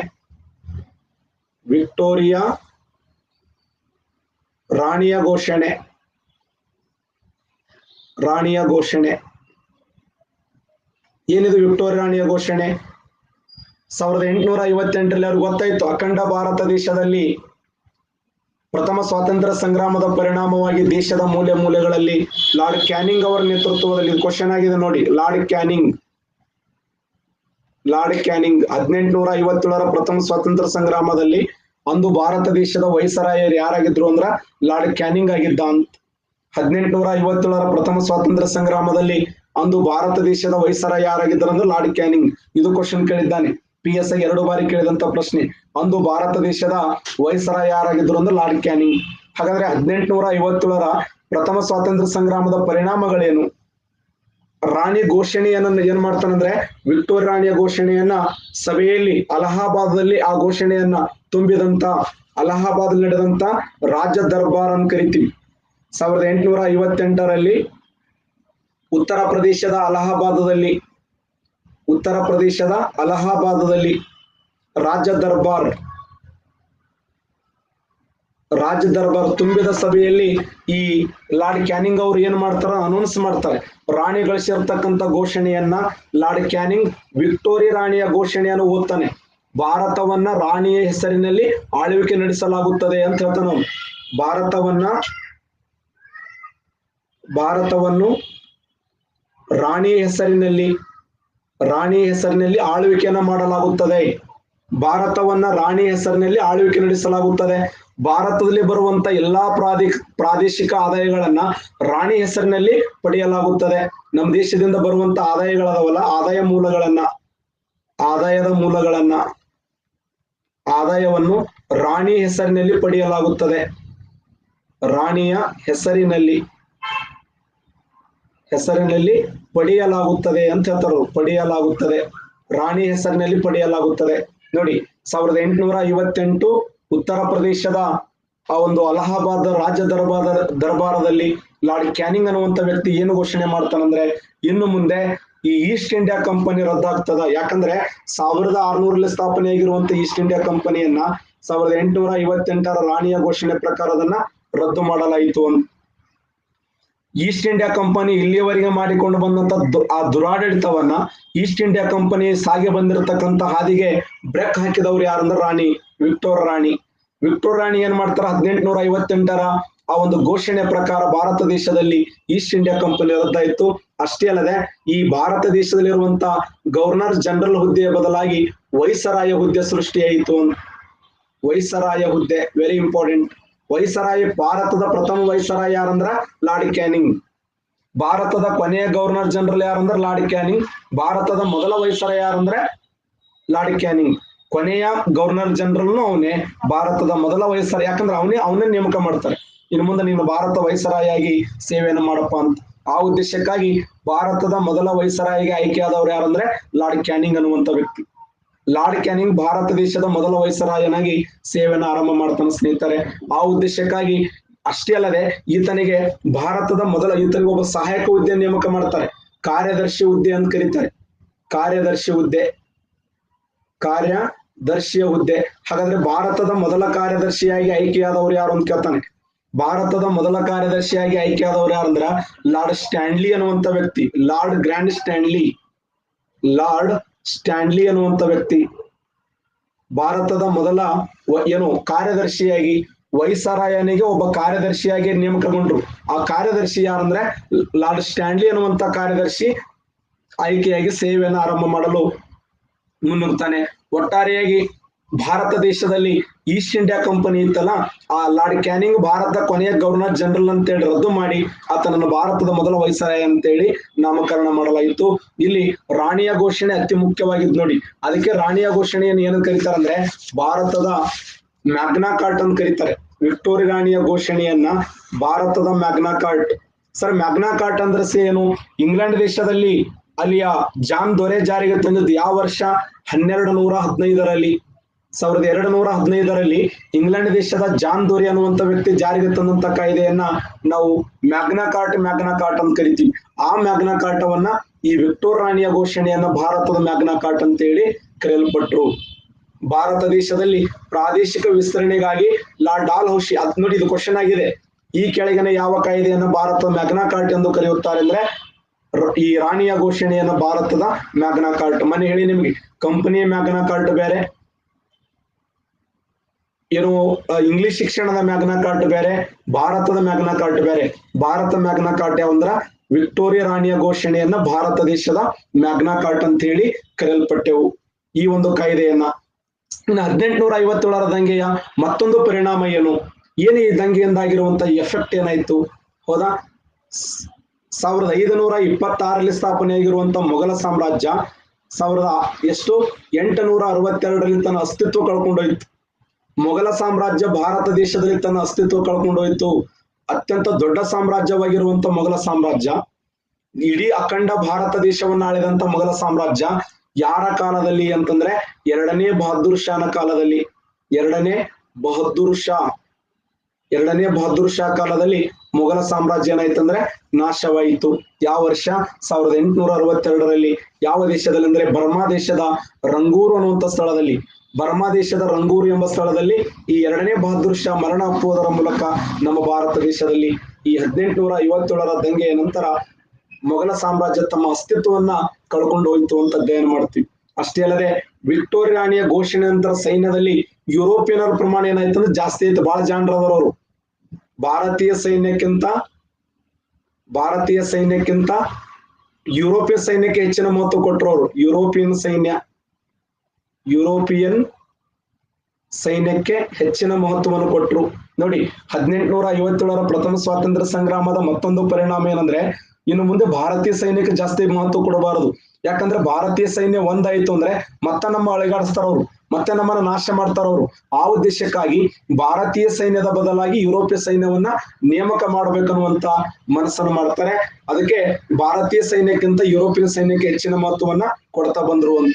ಇನ್ನ 1858ರ ಕಾಯ್ದೆ ಏನ್ ಹೇಳ್ತದಂದ್ರೆ, 1858ರ ಕಾಯ್ದೆ, ಭಾರತ ಸರಕಾರದ ಕಾಯ್ದೆ ಪ್ರಕಾರ ಭಾರತೀಯ ರಾಜಕುಮಾರರು ಪ್ರಾಂತೀಯ ಮುಖ್ಯಸ್ಥರಿಗೆ ಸ್ವಾತಂತ್ರ್ಯ ಸ್ಥಾನಮಾನವನ್ನು ನೀಡಲು ಈ ಕಾಯ್ದೆಯನ್ನು ತೀರ್ಮಾನ ಮಾಡಿತು ಅಂತ.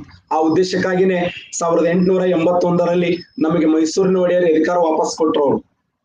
ಈ 1858ರ ಕಾಯ್ದೆ ಏನಂತಂದ್ರೆ, ಭಾರತೀಯ ರಾಜ್ಯರಿಗೆ ಸ್ವತಂತ್ರ ಸ್ಥಾನಮಾನಗಳನ್ನು ಕೊಡುವುದು. ಸ್ವತಂತ್ರ ಸ್ಥಾನಮಾನ ಅಂದ್ರೆ ಅವ್ರಿಗೆ ಬಿಟ್ಬಿಡು, ಸ್ವತಂತ್ರ ಫ್ರೀಯಾಗಿ ಬಿಟ್ಬಿಡು. ಭಾರತೀಯ ರಾಜ್ಯರಿಗೆ ಸಾಕಷ್ಟು ನೋವನ್ನು ಅನುಭವಿಸಿದ್ರು ಭಾರತೀಯ ರಾಜ್ಯರು. ಯಾಕಂದ್ರೆ ಅವರು ಸಹಾಯಕ ಸೈನ್ಯ ಪದ್ಧತಿಯಿಂದ, ಈ ಸಮಯದಲ್ಲಿ ಸಹಾಯಕ ಸೈನ್ಯ ಪದ್ಧತಿ ರದ್ದು ಮಾಡಿಬಿಟ್ರು ಅವರು. ಸಹಾಯಕ ಸೈನ್ಯ ಪದ್ಧತಿ, ದತ್ತು ಮಕ್ಕಳಿಗೆ ಹಕ್ಕಿಲ ಪದ್ಧತಿಗಳಿದ್ದವಲ್ಲ ಎಲ್ಲ ರದ್ದಾಗಿಬಿಟ್ಟು, ಸಹಾಯಕ ಸೈನ್ಯ ಪದ್ಧತಿ ರದ್ದಾಯಿತು, ದತ್ತು ಮಕ್ಕಳಿಗೆ ಹಕ್ಕಿಲ ಪದ್ಧತಿ ರದ್ದಾಯಿತು. ಇನ್ನು ಮುಂದೆ ನಿಮ್ಮ ಸಮಾಜ, ಧರ್ಮ, ಜಾತಿ, ಪಂಗಡಗಳೆಲ್ಲ ಯಾವತ್ತೂ ಹಸ್ತಕ್ಷೇಪ ಮಾಡಂಗಿಲ್ಲ ಅಂತ ಹೇಳ್ತಾರ ಅವರು. ನಿಮ್ಮ ಧರ್ಮದಲ್ಲಿ ಆಗಲಿ, ನಿಮ್ಮ ಸಮಾಜದಲ್ಲಿ ಆಗಲಿ, ಯಾಕಂದ್ರೆ ನಿಮ್ಮ ಸಹಕಾರವಿಲ್ಲದೆ ಭಾರತ ದೇಶದಲ್ಲಿ ನಾವು ಆಳ್ವಿಕೆ ಮಾಡಕ್ಕಾಗಲ್ಲ ಅಂತ. ನೋಡಿ ಎಷ್ಟರ ಮಟ್ಟಿಗೆ ಅಂದ್ರೆ 1857ರ ದಂಗೆ ನಮ್ಗೆ ಅತ್ಯಂತ ಹೆಚ್ಚು ಪರಿಣಾಮ ಮೂಡಿಸಿದ್ದೇನೆಂದ್ರೆ ರಾಷ್ಟ್ರಭಕ್ತಿಯ ಪರಿಣಾಮವನ್ನು ಮೂಡಿಸಿತು. ಭಾರತೀಯರೆಲ್ಲರೂ ನಾವು ಒಂದಾದ್ರೆ ಇಡೀ ಬ್ರಿಟಿಷ್ ಸೈನ್ಯವನ್ನ ನಾಶ ಮಾಡಬಹುದು, ಬ್ರಿಟಿಷ್ ಸಾಮ್ರಾಜ್ಯವನ್ನ ನಾಶ ಮಾಡಬಹುದು, ಬ್ರಿಟಿಷ್ ಸಂಸತ್ತನ್ನು ನಾಶ ಮಾಡಬಹುದು ಅನ್ನುವಂತ ಒಗ್ಗಟ್ಟಿನ ಭಾವನೆ ಭಾರತೀಯರಲ್ಲಿ ಮೂಡಿತು ಅಂತ. ಯಾಕಂದ್ರೆ ಅವರ ತ್ಯಾಗ ಬಲಿದಾನಗಳು, ಝಾನ್ಸಿ ರಾಣಿ ಲಕ್ಷ್ಮೀಬಾಯಿಯ ತ್ಯಾಗ ಬಲಿದಾನಗಳು, ಹಲಗಲಿಯ ಜಡಗ ಮತ್ತು ಈ ಬಾಳನ ಒಂದು ತ್ಯಾಗ ಬಲಿದಾನಗಳು, ರಾಜ ವೆಂಕಟಪ್ಪ ನಾಯಕ, ಸುರಪುರದ ರಾಜ ವೆಂಕಟಪ್ಪ ನಾಯಕನ ಹೋರಾಟ, ಮುಂಡರಿಗೆ ಭೀಮರಾವನ ಹೋರಾಟ, ನರಗುಂದದ ಭವೆ ಭಾಸ್ಕರರಾವನ ಹೋರಾಟ, ಸೂಪಾದ ಹನುಮಪ್ಪ ನಾಯಕನ ಹೋರಾಟ, ಝಾನ್ಸಿ ರಾಣಿ ಲಕ್ಷ್ಮೀಬಾಯಿಯ ಹೋರಾಟ, ಔಧದಲ್ಲಿ ಬೇಗಂ ಹಜರತ್ ಮಹಲ್ ಅವರ ಹೋರಾಟ, ಕಾನ್ಪುರದ ನಾನಾ ಸಾಹೇಬನ ಹೋರಾಟ, ದೆಹಲಿಯ ಚಕ್ರವರ್ತಿ 2ನೇ ಬಹದ್ದೂರ್ ಶಾನ ಹೋರಾಟ, ಆಸಾಮದ ಮಣಿರಾಮ ದತ್ತನ ಹೋರಾಟ, ಒಡಿಸ್ಸಾದ ಸುರೇಂದ್ರ ಸಾಯಿಯ ಹೋರಾಟ, ಬಿಹಾರದ ಕುನ್ವರ್ ಸಿಂಗನ ಹೋರಾಟ, ಒಡಿಸ್ಸಾ ರಾಜ್ಯದ ಸುರೇಂದ್ರ ಸಾಯಿಯ ಹೋರಾಟ, ಎಷ್ಟು ಮಂದಿ ಅಂತ ಹೇಳ ಅವರೆಲ್ಲರೂ ಹೋರಾಟ ಏನಾಯ್ತು ಅಂದ್ರೆ 1857ರ ದಂಗೆ ಭಾರತ ರಾಷ್ಟ್ರೀಯ ಹೋರಾಟಕ್ಕೆ ಪ್ರೇರಣೆ ಆಯ್ತು ಅಂತ. ಭಾರತ ಸ್ವತಂತ್ರ ಹೋರಾಟಕ್ಕೆ ಪ್ರೇರಣೆ ಆಯ್ತು. ನಾವ್ಯಾಕೆ ಒಂದಾಗಬಾರದು, ನಾವ್ಯಾಕೆ ರಾಷ್ಟ್ರದತ್ತನ ಹೋರಾಟಕ್ಕೆ ಮುಂದಾಗಬಾರದು ಅಂತ. ಅದು 1857ರ ದಂಗೆ ಭಾರತದ ರಾಷ್ಟ್ರೀಯ ಹೋರಾಟಕ್ಕೆ ಪ್ರೇರಣೆ ಆಯಿತು, ಭಾರತದಲ್ಲಿ ದೇಶಭಕ್ತಿಯನ್ನು ಮೂಡಿಸಿತು. ಆದ್ರೆ ಒಂದು ಮಾತು ಸತ್ಯ, 1857ರ ದಂಗೆ ಯಾಕೆ ವಿಫಲ ಆಯಿತು? 1857ರ ದಂಗೆಗೆ ವಿಫಲತೆ ಕಾರಣಗಳೇನು? ನಮ್ಮವರು ನಮ್ಗೆ ಬೆಂಬಲಿಸಲಿಲ್ಲ, ಭಾರತೀಯ ರಾಜ್ಯರು ನಮ್ಮನ್ನು ಬೆಂಬಲಿಸಲಿಲ್ಲ, ಎಷ್ಟೋ ರಾಜ್ಯರು, ಭಾರತೀಯ ಬಹುತೇಕ ರಾಜ್ಯರು ನಮಗೆ ಬೆಂಬಲಿಸಲಿಲ್ಲ. ಉದಾಹರಣೆ ಆ ಪುನಾದ ಪೇಶ್ವೆಗಳು ನಮ್ಮನ್ನು ಬೆಂಬಲಿಸಲಿಲ್ಲ. ಪುನಾದ ಪೇಶ್ವೆಗಳ ನಮ್ಮನ್ನು ಬೆಂಬಲಿಸಲಿಲ್ಲ. Very important. ಬರೋಡದ ಗಾಯಕ್ವಾಡ ನಮ್ಮನ್ನು ಬೆಂಬಲಿಸಲಿಲ್ಲ. ಬರೋಡದ ಗಾಯಕ್ವಾಡ ನಮ್ಮನ್ನು ಬೆಂಬಲಿಸಲಿಲ್ಲ. ಬರೋಡದ ಗಾಯಕ್ವಾಡ್. ಇಂದೋರದ ಹೋಳ್ಕರ್ ಅವರು ನಮ್ಮನ್ನು ಬೆಂಬಲಿಸಲಿಲ್ಲ. ನಾಗಪುರದ ಭೋಂಸ್ಲೆ ಅವರು ಪಾಲ್ಗೊಳ್ಳಿಲ್ಲ. ಗ್ವಾಲಿಯರದ ಸಿಂಧೆ ನಮಗೆ ಬೆಂಬಲಿಸಲಿಲ್ಲ. ಗ್ವಾಲಿಯರದ ಸಿಂಧೆ ನಮ್ಮನ್ನ ಬೆಂಬಲಿಸಲಿಲ್ಲ, ಪ್ರೇರಣೆ ಕೊಡಲಿಲ್ಲ. ಆ ಉದ್ದೇಶಕ್ಕಾಗಿ 1857ರ ದಂಗೆ ವಿಫಲ ಆಗಲ ಕಾರಣ ಏನಂದ್ರೆ ನಮ್ಮವರೇ ನಮಗೆ ಬೆಂಬಲ ಕೊಡಲಿಲ್ಲ. ಹೈದರಾಬಾದ್ ನಿಜಾಮ್ ನಮ್ಮನ್ನು ಬೆಂಬಲಿಸಲಿಲ್ಲ. ಹೈದರಾಬಾದ್ ನಿಜಾಮ್ ಹೌದಪ್ಪ ಬೆಂಬಲಿಸೋದೇ ಬೇಡ, ಅವ್ರು ಬ್ರಿಟಿಷರಿಗೆ ಬೆಂಬಲ ಕೊಟ್ರಲ್ಲ, ದೇಶದ್ರೋಹಿಗಳಂತ ಕರೀತಾರೋ ಏನಂತ ಕರೀತಾರ, ಸುಮ್ ಕುಂತ್ರ ಮುಗಿದು ಹೋಗ್ಬಿಡ್ತು. ನಮ್ಮ ಸೈನಿಕರಿಗೆ ಬೆಂಬಲ ಕೊಡೋದು ಬೇಡ, ಬ್ರಿಟಿಷರಿಗೆ ಬೆಂಬಲ ಕೊಟ್ರಲ್ಲ, ಅದು ಮನಸ್ಸಿಗೆ ನಮ್ಗೆ ನೋವು ಅನಿಸ್ತು. ನಮ್ಮ ಮನಸ್ಸಿಗೆ ಯಾಕೆ ನೋವಾಯ್ತು ಅಂತಂದ್ರೆ, ನಮ್ಮ ಭಾರತೀಯರ ಮನಸ್ಸಿಗೆ ಯಾಕೆ ನೋವಾಯ್ತು ಅಂದ್ರೆ, ನಮ್ಮ ಭಾರತ ದೇಶದ ಅನ್ನ ತಿಂದು ಆ ಬ್ರಿಟಿಷರಿಗೆ ಬೆಂಬಲಿಸಿದಾರಲ್ಲ, ಇದು ನ್ಯಾಯವೇ? ಇದು ಒಳ್ಳೆಯದವೇ? ಕೆಟ್ಟ ಸಂದೇಶ ಅಲ್ಲವೇ? ಬ್ರಿಟಿಷರ ಬೆಂಬಲಿಸಿದ ಮನಸ್ಸಿಗೆ ನೋವು ಅನಿಸ್ತದೆ ಇಲ್ಲೋ? ಆ ಉದ್ದೇಶಕ್ಕಾಗಿ ಪುನಾದ ಪೇಶ್ವೆಗಳಾಗಿರಬಹುದು, ಬರೋಡದ ಗಾಯಕ್ವಾಡ್ ಆಗಿರಬಹುದು, ಇಂದೋರದ ಹೋಳ್ಕರ್ ಆಗಿರಬಹುದು, ನಾಗಪುರದ ಭೋಂಸ್ಲೆ ಆಗಿರಬಹುದು, ಗ್ವಾಲಿಯರದ ಸಿಂಧೆ ಆಗಿರಬಹುದು, ದೊಡ್ಡ ದೊಡ್ಡ ಜಮೀನ್ದಾರ ಬಂದ್ರು, ಭೂ ಮಾಲೀಕರು ಬಂದ್ರು. ಇದರಲ್ಲಿ ಶಾನುಭೋಗರು, ವಾಲಿಕಾರರು, ಗೌಡ್ರು, ಕುಲಕರ್ಣಿಯರು, ಮಾಲಿ ಪಾಟೀಲ್ರು, ಬಿರಾದರ್ ಅವರು, ಅವರೆಲ್ಲ ಏನ್ ಮಾಡಿದಾರಂದ್ರೆ ಬ್ರಿಟಿಷರಿಗೆ ಬೆಂಬಲಿಸಿದ್ರು ಹೊರತು ಭಾರತೀಯರಿಗೆ ಬೆಂಬಲಿಸಲಿಲ್ಲ. ಇದು ನಮ್ಮ ಮನಸ್ಸಿಗೆ ನೋವು ಅನಿಸ್ತು. ಇದು ನಮ್ಮ ಮನಸ್ಸಿಗೆ ಬಹಳಷ್ಟು ನೋವು ತಂತು. ನಮ್ಮವ್ರಿಗೆ ನಮಗೆ ಬೆಂಬಲಿಸಲಿಲ್ಲಲ್ಲ. 1857ರ ದಂಗೆಯಲ್ಲಿ ಸ್ವಾತಂತ್ರ್ಯರ ದಂಗೆ ವಿಶೇಷ ಏನು ಅಂತಂದ್ರೆ, ಈ ದಂಗೆಯಲ್ಲಿ ನೂರಾರು ವ್ಯಕ್ತಿಗಳು, ಬೇರೆ ಬೇರೆ ವ್ಯಕ್ತಿಗಳು ಈ ಹೋರಾಟದಲ್ಲಿ ಬೆಂಬಲಿಸಲಿಲ್ಲ. ಆ ಉದ್ದೇಶಕ್ಕಾಗಿ ಹೋರಾಟ ಯಶಸ್ವಿ ಆಗಲಿಲ್ಲ ಅಂತ ಕರಿತೀವಿ. ಇನ್ನೊಂದು ವಿಶೇಷ ಏನಂದ್ರೆ, 1857ರ ದಂಗೆ ಸ್ಥಳೀಯ ದಂಗೆಯಾಗಿತ್ತು. ಇದು ಕೇವಲ ಗಂಗಾ ನದಿಯ ತೀರದಲ್ಲಿ ಮಾತ್ರ ಹೋರಾಟ ನಡೆದಿತ್ತು ಅಂತ. ಕೇವಲ ಗಂಗಾ ನದಿಯ ತೀರದಲ್ಲಿ, ಉತ್ತರದ ಮಹಾ ಮೈದಾನದ ಗಂಗಾ ನದಿಯ ತೀರದಕ್ಕೆ ಮಾತ್ರ ಸೀಮಿತ ಆಗಿತ್ತು 1857ರ ದಂಗೆ. ಉತ್ತರ ಭಾರತದ ಅಂದ್ರೆ ಇಡೀ ದೇಶಾದ್ಯಂತ ತುಂಬಾ ಹರಡಲಿಲ್ಲ ಅಂತ, ಇಡೀ ಅಖಂಡ ಭಾರತ ದೇಶವನ್ನು ವ್ಯಾಪಿಸಲಿಲ್ಲ ಅಂತ. ಕೇವಲ ಗಂಗಾ ನದಿಯ ತೀರದಲ್ಲಿ ಮಾತ್ರ ಈ ಹೋರಾಟ ಆರಂಭಗೊಂಡಿದ್ದರಿಂದ ಈ ದಂಗೆ ಯಶಸ್ವಿಯಾಗಲಿಲ್ಲ. ಇನ್ನು ನಮ್ಮ ಭಾರತೀಯರಿಗೆ ಏನು ಹಣಕಾಸಿನ ತೊಂದರೆ ಉಂಟಾಯಿತು. ಸಾಕಷ್ಟು ಹಣಕಾಸು ಅಂದ್ರೆ ಈ ದುಡ್ಡನ್ನ ಸಂಗ್ರಹ ಮಾಡಕ್ಕಾಗಲಿಲ್ಲ. ಸಾಕಷ್ಟು ಜನರಿಗೆ ಹಣ ಇರಲಿಲ್ಲ, ಆಹಾರದ ಅಭಾವ ಉಂಟಾಯಿತು, ಹಣಕಾಸಿನ ಅಭಾವ ಉಂಟಾಯಿತು. ಆಮೇಲೆ ನಾಯಕತ್ವದ ಅಭಾವ ಬಹಳ ಇಂಪಾರ್ಟೆಂಟ್. ನಾಯಕತ್ವ, ಸರಿಯಾದ ನಾಯಕತ್ವ ಗುಣ ಬೆಳೆಸಲೇ ಇಲ್ಲ, ನಾಯಕರು ಸರಿಯಾಗಿ ಸಜ್ಜಾಗಲೇ ಇಲ್ಲ. ಅಂದ್ರೆ ಅವ್ರವ್ರೆ ನಾನೇ ಹೀರೋ ಅನ್ಕೋತ ಬಂದ್ರು. ಸುರಪುರದ ರಾಜ ವೆಂಕಟಪ್ಪ ನಾಯಕ್ ಅಂದ ನಾನೇ ಹೀರೋ ಅಂತ ಅವ್ರಂದ್ರು. ಮುಂಡರಿಗೆ ಭೀಮರಾವ್ ನಾನೇ ಹೀರೋ ಅಂತಂದ್ರು. ದೆಹಲಿಯ ಚಕ್ರವರ್ತಿ ಆಗಿರುವಂತ 2ನೇ ಬಹದ್ದೂರ್ ಶಾ ನಾನೇ ನಾಯಕ ಅಂತ ಅವ್ರಂದ್ರು. ಕೇವಲ ಅವರವರು ಮಾತ್ರ ನಾಯಕರನಿಸಿಕೊಂಡ್ರೆ ಹೊರತು ಬೇರೆದವರು, ಅಂದ್ರೆ ನಾಯಕತ್ವದ ಕೊರತೆ ಇತ್ತು ಅಂತ. ಸರಿಯಾದ ನಾಯಕತ್ವ ಇತ್ತು ಅಂದ್ರೆ 1857ರ ದಂಗೆ ಯಶಸ್ವಿ ಆಗ್ತಿತ್ತು. ನಾಯಕತ್ವದ ಕೊರತೆಯಿಂದ ಭಾರತ ದೇಶದಲ್ಲಿ 1857ರ ದಂಗೆ. ಆಮೇಲೆ ಸರಿಯಾದ ಯೋಜನೆ ಇರಲಿಲ್ಲ. ಮೇ 31ಕ್ಕೆ ಸ್ಟಾರ್ಟ್ ಆಗಿರ್ಬೇಕಂತ ಆಗ್ಬೇಕಾಗಿರುವಂತ ಯೋಜನೆ 10ನೇ ತಾರೀಕು ಆರಂಭ ಆಗಿಬಿಡ್ತು ಗುದಾಮ್ ಸಿಂಗ್ ನೇತೃತ್ವದಲ್ಲಿ. ಒಂದ್ ಕಡೆ ಮಂಗಳ ಪಾಂಡೆ ಅವರು 1857 ಮಾರ್ಚ್ 29ರಂದು ಪಶ್ಚಿಮ ಬಂಗಾಳದ ಬ್ಯಾರಕ್ಪುರದಲ್ಲಿ ಹೋರಾಟ ಆರಂಭ ಮಾಡ್ತಾರೆ. 1857 ಮೇ 10ನೇ ತಾರೀಕು ಗುದಾಮ್ ಸಿಂಗ್ ಅವರು ಉತ್ತರ ಪ್ರದೇಶದ ಮೀರತ್ಲಿ ಹೋರಾಟವನ್ನು ಆರಂಭ ಮಾಡ್ತಾರೆ. ಆಕ್ಚುಲಿ 31ಕ್ಕೆ ಆರಂಭ ಆಗಬೇಕಾದಂತ ಹೋರಾಟ 10 ದಿನ ಅಡ್ವಾನ್ಸೇ, 20 ದಿನ ಅಡ್ವಾನ್ಸ್ ಹೋರಾಟ ಆರಂಭ ಆಗಿದ್ದರಿಂದ ಬ್ರಿಟಿಷರು ಸುಲಭವಾಗಿ ಭಾರತೀಯ ಸೈನ್ಯವನ್ನ ಬಗ್ಗುಬಡಿಯಲ್ಲಿ ಯಶಸ್ವಿಯಾದರು ಅಂತ. ಹಣಕಾಸಿನ ಕೊರತೆ ಇತ್ತು, ಶಸ್ತ್ರಾಸ್ತ್ರ ಕೊರತೆ. ಅವ್ರ ಕಡೆ ಅತ್ಯಾಧುನಿಕ ಯುದ್ಧ ಮದ್ದುಗುಂಡುಗಳಿದ್ದು. ನಮ್ ಕಡೆ ಹರ ಹರ ಮಹಾದೇವ್ ಅಂತ ಕರೀತಾರೆ. ಬರೇ ಹರ ಹರ ಹರ ಮಹಾದೇವ್ ಅಂತ ಹೇಳಿ ಮಂಡ ಕತ್ತಿ ತೆಗೆದುಕೊಂಡು ಗುಂಡಗಲ್ಲ, ಕಲ್ಲ, ಖಾರ, ಉಪ್ಪ, ಬೆಳ್ಳುಳ್ಳಿ, ಮೆಣಸಿನ್ಕಾಯಿ, ಉಪ್ಪ ಇವ್ ತಗೊಂಡು ಇವ್ರು ಬರೀ ಹರ ಹರ ಮಹಾದೇವ್ ಅಂತ ಇವ್ರನ್ನೋರು. ಅವರು ಗಡ ಗಡ ಗಡ ಡುಗು ಡುಗು ಡುಗುಡು ಅಂತ ಅವ್ರು ಆರ್ಸೋರು. ನಮ್ ಕಡೆ ಆಧುನಿಕ ಶಸ್ತ್ರಾಸ್ತ್ರ ಕೊರತೆ ಇತ್ತು. ಕೊಳ್ಳಿ, ಕುಡುಗೋಲ, ಬಡಗಿ, ಇವರೆಲ್ಲ ಇವ್ ಮನ್ಯಾಗ ಸೌಂಟ, ಆಮೇಲೆ ಬೋಗಣಿ, ಚಪೇಲಿ, ಹಾಂಡೆ, ಗಂಗಾಳ, ಪರಾತ ತಗೊಂಡು ಇವ್ರು ಹೋರಾಟಕ್ಕೆ ಹೋಗೋರು. ಅವ್ರ ಕಡೆ ಅತ್ಯಾಧುನಿಕ ಯುದ್ಧ ವಿಮಾನಗಳು ಇರಲಿಲ್ಲ. ಆ ಸಮಯದಲ್ಲಿ ಅತ್ಯಾಧುನಿಕ ಮದ್ದುಗುಂಡುಗಳನ್ನ ಅವ್ರು ಬಳಸಿದ್ರು. ಅವ್ರು ದೂರ ನಿಂತು ಡಗಡಗಡಗಡಗಡ ಅಂತ ಅವ್ರು ಆರ್ಸೋರು. ಇವ್ರು ಹರ ಹರ ಮಹಾದೇವ್ ಅಂತ ಇವ್ರು ಅನ್ನೋರು. ಅದಕ್ಕೆ ಆ ಹೋರಾಟ ದಂಗೆಯಲ್ಲಿ ನಮ್ ಕಡೆ ಆಧುನಿಕ ಶಸ್ತ್ರಾಸ್ತ್ರಗಳು ಇರದೇ ಇಲ್ಲ ಸಲುವಾಗಿ ಈ ದಂಗೆ ಯಶಸ್ವಿ ಆಗ್ಲಿಲ್ಲ ಅಂತ ಕರಿತೀವಿ. ಅಂದ್ರೆ 1857ರ ದಂಗೆಗೆ ಸಾಕಷ್ಟು ಪರಿಣಾಮಗಳು ಬರ್ತಾವ ಸ್ನೇಹಿತರೆ. ದಂಗೆ ವಿಫಲತೆಗೆ ಭಾರತೀಯರು ಹೋಲಿಸಿದಾಗ ಬ್ರಿಟಿಷರು ಏನಾಗಿದ್ರು ಶ್ರೇಷ್ಠ ಮಟ್ಟದಲ್ಲಿದ್ದರು.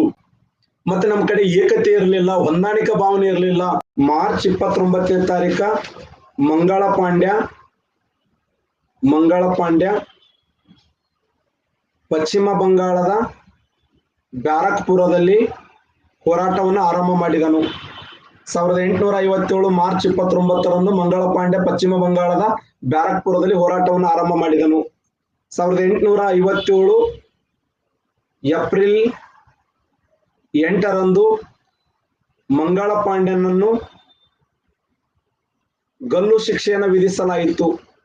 1857 ಮೇ 10ನೇ ತಾರೀಕು ಉತ್ತರ ಪ್ರದೇಶದ ಮೀರತ್ತದಿಂದ ಹೋರಾಟ ಆರಂಭವಾಯಿತು. ದೆಹಲಿಯ ಚಕ್ರವರ್ತಿ 2ನೇ ಬಹದ್ದೂರ್ ಶಾನನ್ನ ನೇಪಾಳ ದೇಶಕ್ಕೆ ಗಡಿಪಾರು ಮಾಡಲಾಯಿತು. ಈ ಮೇಲಿನ ಎಲ್ಲವೂ ಸರಿಯಾಗಿವೆ. ಯಾವ ಜೋಡಿ ತಪ್ಪು, ಯಾವ ಹೇಳಿಕೆ ತಪ್ಪು. 1857 ಮಾರ್ಚ್ 29ರಂದು ಮಂಗಳ ಪಾಂಡ್ಯ ಪಶ್ಚಿಮ ಬಂಗಾಳದ ಬ್ಯಾರಕ್ಪುರದಲ್ಲಿ ಹೋರಾಟ ಆರಂಭ ಮಾಡಿದನು. 1857 ಏಪ್ರಿಲ್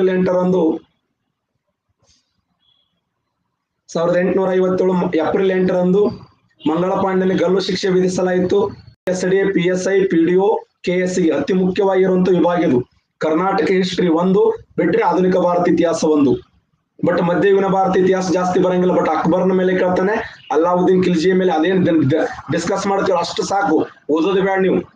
ಈಗ ರಾತ್ರಿ 9:00 10:00 ಒಂದ್ ತಾಸು ಡಿಸ್ಕಸ್ ಮಾಡ್ತೀವಲ್ಲ, ಅಷ್ಟು ಕ್ಲಾಸ್ ಕೇಳಿದ್ರೆ ಸಾಕು ನೀವು. ಸರಿಯಾದ ಉತ್ತರ ನೋಡಿ, ಕರೆಕ್ಟ್ ಆನ್ಸರ್ ಏನಂದ್ರೆ ದೆಹಲಿಯ 2ನೇ ಬಹದ್ದೂರ್ ಶಾನನ್ನು ಯಾವ ದೇಶ ಗಡಿಪಾರು ಮಾಡಲಾಯಿತು ಅಂತಂದ್ರೆ ಬರ್ಮಾ ದೇಶ, ಮಯನ್ಮಾರ್ ದೇಶ ಅಥವಾ ಬರ್ಮಾ ದೇಶದ ರಂಗೂರಿನ ಗಡಿಪಾರ ಮಾಡಲಾಯಿತು ಹೊರತು ಈ 2ನೇ ಬಹದ್ದೂರ್ ಶಾನನ್ನು ನೇಪಾಳ ದೇಶಕ್ಕೆ ಗಡಿಪಾರ ಮಾಡಲಿಲ್ಲ. ನೇಪಾಳ ದೇಶಕ್ಕೆ ಹೋದವರು ಯಾರು ಅಂತಂದ್ರೆ ಯಾರು ನಾನಾ ಸಾಹೇಬ್ ಮತ್ತು ಔಧದ ಬೇಗಂ ಹಜರತ್ ಮಹಲ್ ಅವರು ಹೋಗ್ತಾರೆ. ಆಯ್ತಾ? ನೆಕ್ಸ್ಟ್ ಕ್ವಶನ್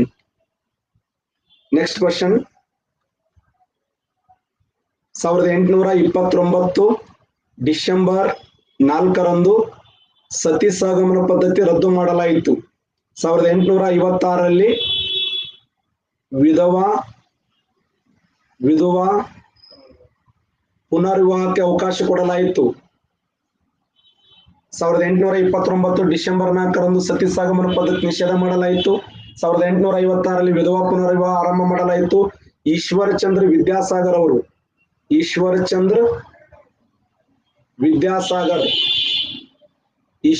ವಿದ್ಯಾಸಾಗರ್ ಅವರು ಬಹು ವಿವಾಹ ಎಂಬ ಸುಂದರವಾದ ಗ್ರಂಥವನ್ನು ರಚನೆ ಮಾಡಿದರು.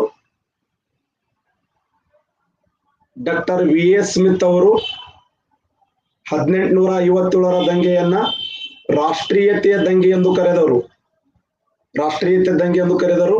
ಮೇಲಿನ ಎಲ್ಲವೂ ಸರಿ, ಯಾವ ಜೋಡಿ ತಪ್ಪಾಗಿದೆ? 1829 ಡಿಸೆಂಬರ್ 4ರಂದು ಸತಿ ಸಹಗಮನ ಪದ್ಧತಿ ನಿಷೇಧ ಮಾಡಲಾಯಿತು. 56 ನೋಡಿ ಹಣೆಬರ ಮತ್ತ ಅದೇ ತಗದ. 1850 ಡಾಕ್ಟರ್ ವಿ.ಎಸ್. ಸ್ಮಿತ್ ಅವರು ಈ ತರ ಪ್ರಶ್ನೆಗಳ ಕೇಳಕತ್ತಾನ. ಹೇಳಿಕೆಗಳು ತಪ್ಪಾಗಿವೆ, ಹೇಳಿಕೆಗಳನ್ನು ಗುರುತಿಸಿ, ಜೋಡಿಗಳನ್ನು ಹೊಂದಿಸಿ ಬರೆಯಿರಿ, ಮೇಲಿನ ಎಲ್ಲವೂ ತಪ್ಪಾಗಿವೆ, ಈ ತರದ ಪ್ರಶ್ನೆಗಳನ್ನು ಕೇಳ್ತಾನೆ. ಸರಿಯಾದ ಉತ್ತರ ಡಾಕ್ಟರ್ ವಿ.ಎಸ್. ಸ್ಮಿತ್ ಅವ್ರು ಏನ್ ಹೇಳ್ತಾರೆ ಅಂತಂದ್ರೆ 1857ರ ದಂಗೆಯನ್ನ ಸಿಪಾಯಿ ದಂಗೆ ಎಂದು ಕರೆದರು. 1857ರ ದಂಗೆಯನ್ನ ಸಿಪಾಯಿ ದಂಗೆ ಎಂದು ಕರೆದವರು ಯಾರು ಅಂದ್ರೆ ಡಾಕ್ಟರ್ ವಿ.ಎಸ್. ಸ್ಮಿತ್ ಅವರು. ಹೌದಾ? ಇದನ್ನ ರಾಷ್ಟ್ರೀಯತೆಯ ದಂಗೆ ಎಂದು ಕರೆದವರು. ರಾಷ್ಟ್ರೀಯತೆ ಅಂದ್ರ ಬೆಂಜಮಿನ್ ಡ್ರಿಸಲ್ ಅನ್ನುವಂತ ಇತಿಹಾಸಕಾರ ಹೇಳ್ತಾನೆ. ಡ್ರೆಸ್ಲಿ ಅನ್ನುವಂತ ಇತಿಹಾಸಕಾರ ಇದೊಂದು ರಾಷ್ಟ್ರೀಯತೆಯ ಉದಯದ ಕಾಲ ಅಂತ ಹೇಳಿದ. ನಾನು ಹೇಳಿನಲ್ಲ ನಿಮ್ಗೆ, ನಿನ್ನೆಲ್ಲದ ಮೊನ್ನೆ ಅದನ್ನೇ ಡಿಸ್ಕಸ್ ಮಾಡಿಲ್ಲ, ಮತ್ತೆ ಯಾಕೆ ತಪ್ಪು ಹಾಕಿದ್ರು? ಸರಿಯಾದ ಉತ್ತರ 1829 ಡಿಸೆಂಬರ್ 4ರಂದು ಸತಿ ಸಹಗಮನ ಪದ್ಧತಿ ಜಾರಿಗೆ ಬಂತು. 1856ರಲ್ಲಿ ವಿಧವಾ ಪುನರ್ವಿವಾಹ ಕಾಯ್ದೆ ಜಾರಿಗೆ ಬಂತು. ಈಶ್ವರ್ ಚಂದ್ರ ವಿದ್ಯಾಸಾಗರ್ ಅವರು ಬಹು ವಿವಾಹ ಎಂಬ ಗ್ರಂಥವನ್ನು ಬರೆದರು. IS ಕ್ವಶನ್ ಎಲ್ಲ PSI question, KS question. Next question BCD 1833ರ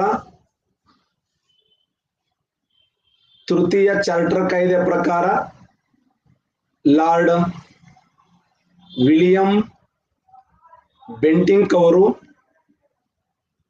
ಭಾರತದ ಪ್ರಥಮ ಗವರ್ನರ್ ಜನರಲ್ ಆಗಿ ಆಯ್ಕೆಯಾದರು. 1833 ತೃತೀಯ ಚಾರ್ಟರ್ ಕಾಯ್ದೆಯ ಪ್ರಕಾರ ಲಾರ್ಡ್ ವಿಲಿಯಂ ಬೆಂಟಿಂಗ್ ಅವರು ಭಾರತದ ಪ್ರಥಮ ಬಂಗಾಳದ ಗವರ್ನರ್ ಜನರಲ್ ಆಗಿ ಆಯ್ಕೆಯಾದರು. 1858ರ ರಾಣಿಯ ಘೋಷಣೆಯನ್ನ ಭಾರತದ ಮ್ಯಾಗ್ನಾ ಕಾರ್ಟ್ ಎಂದು ಕರೆಯುತ್ತಾರೆ. 1717ರ ಕಂಪನಿಯ ಮ್ಯಾಗ್ನಾ ಕಾರ್ಟ್ ಎಂದು ಕರೆಯುತ್ತಾರೆ. ಥಾಮಸ್ ಮೆಕಾಲೆ ಅವರನ್ನ ಭಾರತದ ಆಂಗ್ಲ ಶಿಕ್ಷಣದ ಪಿತಾಮಹ ಎಂದು ಕರೆಯುತ್ತಾರೆ. ಈ ಮೇಲಿನ ಎಲ್ಲವೂ ಸರಿಯಾಗಿವೆ. ಯಾವ ಹೇಳಿಕೆ ತಪ್ಪಾಗಿದೆ? 1833 ತೃತೀಯ ಚಾರ್ಟರ್ ಕಾಯ್ದೆ ಪ್ರಕಾರ ಲಾರ್ಡ್ ವಿಲಿಯಂ ಬೆಂಟಿಂಗ್ ಭಾರತದ ಮೊದಲ ಗವರ್ನರ್ ಜನರಲ್ ಆಗಿ ಆಯ್ಕೆಯಾದರು. 1858ರಲ್ಲಿ ರಾಣಿಯ ಘೋಷಣೆಯನ್ನ ಭಾರತದ ಮ್ಯಾಗ್ನಾ ಕಾರ್ಟ್ ಎಂದು ಕರೆಯುತ್ತಾರೆ. 1717 ಕಂಪನಿಯ ಮ್ಯಾಗ್ನಾ ಕಾರ್ಟ್ ಎಂದು ಕರೆಯುತ್ತಾರೆ. ಥಾಮಸ್ ಮೆಕಾಲೆ ಅವರನ್ನ ಭಾರತದ ಆಂಗ್ಲ ಶಿಕ್ಷಣದ ಪಿತಾಮಹ ಎಂದು ಕರೆಯುತ್ತಾರೆ. ಸರಿಯಾದ ಉತ್ತರ ಮೇಲಿನ ಎಲ್ಲವೂ ಸರಿ. ಯಾಕೆ? 1853 1793ರಲ್ಲಿ ಒಂದು ಕಾಯ್ದೆ, 1813ರ ಕಾಯ್ದೆ, 1833ರ ತೃತೀಯ ಚಾರ್ಟರ್ ಕಾಯ್ದೆ, 1853ರ 4ನೇ ಚಾರ್ಟರ್ ಕಾಯ್ದೆ. ಒಟ್ಟು 4 ಚಾರ್ಟರ್ ಕಾಯ್ದೆಗಳು ಬರ್ತವೆ. ಅದರಲ್ಲಿ 1833 ತೃತೀಯ ಚಾರ್ಟರ್ ಕಾಯ್ದೆ ಏನಾಗ್ತದಂದ್ರೆ ಬಂಗಾಳದ ಗವರ್ನರ್ ಜನರಲ್ ಅನ್ನ ಭಾರತದ ಗವರ್ನರ್ ಜನರಲ್ ಎಂದು ನಾಮಕರಣ ಮಾಡಲಾಯಿತು ಅಂತ. ಆ ಉದ್ದೇಶಕ್ಕಾಗಿ 1833 ತೃತೀಯ ಚಾರ್ಟರ್ ಕಾಯ್ದೆಯನ್ನ ಲಾರ್ಡ್ ವಿಲಿಯಂ ಬೆಂಟಿಂಗ್ ನೇತೃತ್ವದಲ್ಲಿ ಹೌದಾ ಲಾರ್ಡ್ ವಿಲಿಯಂ ಬೆಂಟಿಂಗನ್ ಅನ್ನು ಭಾರತ ದೇಶದ ಮೊದಲ ಗವರ್ನರ್ ಜನರಲ್ ಎಂದು ನಾಮಕರಣ ಮಾಡಲಾಯಿತು. 1858 ರಾಣಿಯ ಘೋಷಣೆಯನ್ನು ಭಾರತದ ಮ್ಯಾಗ್ನಾ ಕಾರ್ಟ್ ಅಂತ ಕರೀತಾರೆ. 1717 ಕಂಪನಿ ಕಾಯ್ದೆ ಕಂಪನಿಯ ಮ್ಯಾಗ್ನಾ ಕಾರ್ಟ್ ಅಂತ ಕರೀತಾರೆ. ಯಾಕಂದ್ರೆ ಫರೂಕ್ ಶಿಯಾರ್ ಅನ್ನುವಂತ ವ್ಯಕ್ತಿ ಬಂಗಾಳ, ಬಿಹಾರ, ಒರಿಸ್ಸಾ ಪ್ರಾಂತ್ಯಗಳಲ್ಲಿ ತೆರಿಗೆ ರಹಿತ ವ್ಯಾಪಾರಕ್ಕೆ ಅವಕಾಶ ಕೊಟ್ಟ. ಆ ಉದ್ದೇಶಕ್ಕಾಗಿ ಅದನ್ನ ಕಂಪನಿಯ ಮ್ಯಾಗ್ನಾ ಕಾರ್ಟ್ ಅಂತ ಹೇಳಿ ಕರೀತಾರೆ. Next question, A B C D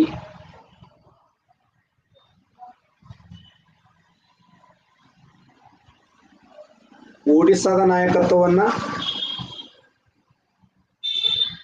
ಮಣಿರಾಮ. A B ಸರಿಯಾಗಿದೆ, ಬಿ ಸಿ ಸರಿಯಾಗಿದೆ, ಸಿ ಡಿ ಸರಿಯಾಗಿದೆ, ಎ ಡಿ ಸರಿಯಾಗಿದೆ. ಒಡಿಸ್ಸಾದಲ್ಲಿ ಮಣಿರಾಮ ದತ್ತ, ಮಥುರಾದಲ್ಲಿ ಸುರೇಂದ್ರ ಸಾಯಿ, ಬರೈಲಿಯಲ್ಲಿ ಖಾನ್ ಬಹದ್ದೂರ್ ಖಾನ್, ದೆಹಲಿಯಲ್ಲಿ ಬಕತ ಖಾನ. ಯಾವ ಜೋಡಿ ಸರಿಯಾಗಿದೆ ನಾಯಕತ್ವ ವಹಿಸಿಕೊಂಡದರಲ್ಲಿ? A B C D. ಹಾಕಿ ನೋಡೋಣ ಕರೆಕ್ಟ್ ಆನ್ಸರ್ ನೋಡೋಣ. ಇಂಥವೆಲ್ಲ ಗುರುತಿಸ್ಬೇಕು, ಮತ್ತು ಗುರುತಿಸಿದ್ರೆ ನೀವು ಆಗ್ತೀರಿ ಜವಾಬ. ಮಣಿರಾಮ ದತ್ತ ಅಲ್ಲ, ಒಡಿಸ್ಸಾದ ನಾಯಕತ್ವ ವಹಿಸಿಕೊಂಡವರು ಸುರೇಂದ್ರ ಸಾಯಿ. ಮಥುರಾದ ನಾಯಕತ್ವ ವಹಿಸಿಕೊಂಡವರು ಮಥುರಾದ ದೇವಿ ಸಿಂಗ್. ಮಣಿರಾಮ ದತ್ತ ಯಾರು ಅಂದ್ರ ಅಸ್ಸಾಮದ ನಾಯಕತ್ವ ವಹಿಸಿಕೊಂಡಿದ್ದ. ಅಸ್ಸಾಮದಲ್ಲಿ ಮಣಿರಾಮ ದತ್ತ, ಒಡಿಸ್ಸಾದಲ್ಲಿ ಸುರೇಂದ್ರ ಸಾಯಿ, ಮಥುರಾದಲ್ಲಿ ದೇವಿ ಸಿಂಗ, ಬರೇಲಿಯಲ್ಲಿ ಖಾನ್ ಬಹದ್ದೂರ್ ಖಾನ, ಬಿಹಾರದ ಜಗದೀಶ್ಪುರದಲ್ಲಿ ಕುನ್ವರ್ ಸಿಂಗ, ದೆಹಲಿಯಲ್ಲಿ ಬಕತ ಖಾನ, ಎರಡನೇ ಬಹದ್ದೂರ್ ಶಾ, ಕಾನ್ಪುರದಲ್ಲಿ ನಾನಾ ಸಾಹೇಬ, ಝಾನ್ಸಿಯಲ್ಲಿ ರಾಣಿ ಲಕ್ಷ್ಮೀಬಾಯಿ, ಸುರಪುರದ ರಾಜ ವೆಂಕಟಪ್ಪ ನಾಯಕ, ಮುಂಡರಗಿ ಭೀಮರಾವ, ನರಗುಂದದ ಭಾವೆ ಭಾಸ್ಕರರಾವ, ಉತ್ತರ ಕನ್ನಡ ಜಿಲ್ಲೆಯ ಸೋಪಾದಲ್ಲಿ ಹನುಮಪ್ಪ ನಾಯಕ,